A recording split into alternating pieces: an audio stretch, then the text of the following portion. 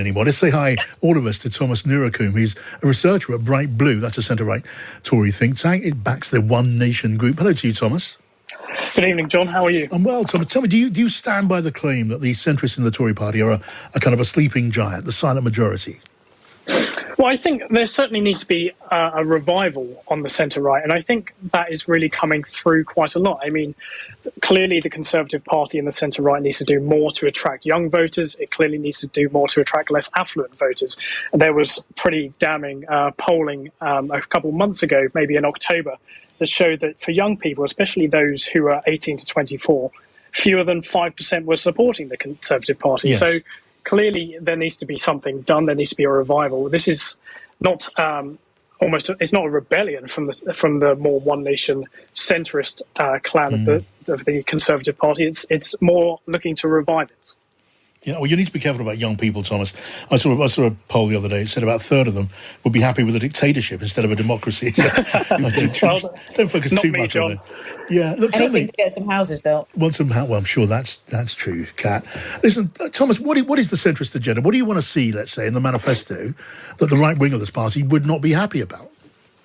Well, I think there needs to be quite a shift to more liberal, institutionalist and internationalist policies. These are quite widely supported among young people, particularly. I know I'm going back to young people there. And I think there are branches of the centre-right, the more moderate wing, who are looking to champion this and really look to shape the manifesto going forward into the next election, which will inevitably be next year and then beyond.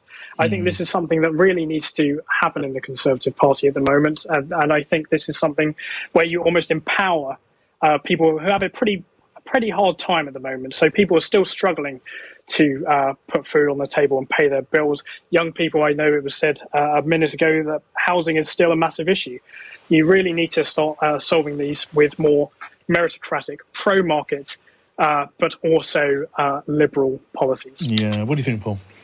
Well, I was wondering what you meant by, I mean, I've seen the Bright Blue, the new exciting community you've got, Bright Blue Community. Amongst your sort of list, 8 key principles, is a key one is defending and reforming long-standing institutions. Have you got anything in mind there? Do you mean the European Convention on Human Rights? Do you mean the UN? Do you mean the UN Refugee Council? What things are you thinking of? Well, naturally, being on the centre-right, and we are pro-institutions. We like long-standing institutions. We enjoy tradition. But we also know that maybe some things in perhaps the police, for instance, things do need to change, but they need to change in such a way that is listening to people and what they actually want to achieve. We're generally very pro the ECHR. I think it's a really good thing for Britain to be part of, likewise with the UN. And I think this really shines through with the internationalist ideas behind the Bright Blue community. Kat?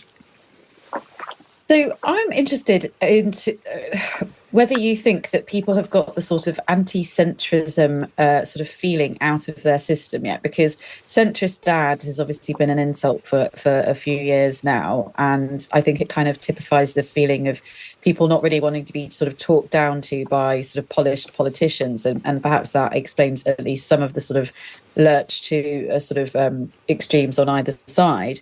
Do you think that people are sort of, by people I mean voters, is there a kind of appetite for this kind of a return to sort of centrism after just sort of, I would suppose, less than a decade of sort of having rejected it?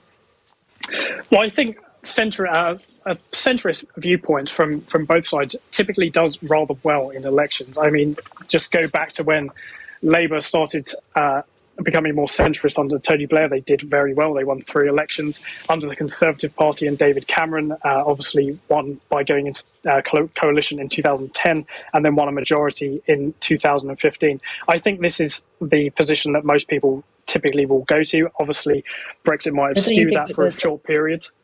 Don't you think the last few years that we've gone through with the kind of protest vote in Brexit and other elections is kind of a response to that sort of period of consensus politics that left a lot of people feeling sort of politically unrepresented?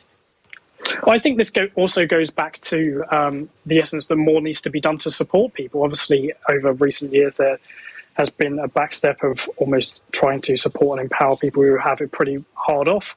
I think this is a really quite centrist and centre-right position, that you are looking to empower people, particularly those who are worst off, people who maybe can't put as much food on the table. And I think these things will really come through in policy. Once policy starts focusing attention on those who really need it, that's when the support will go back to the centre.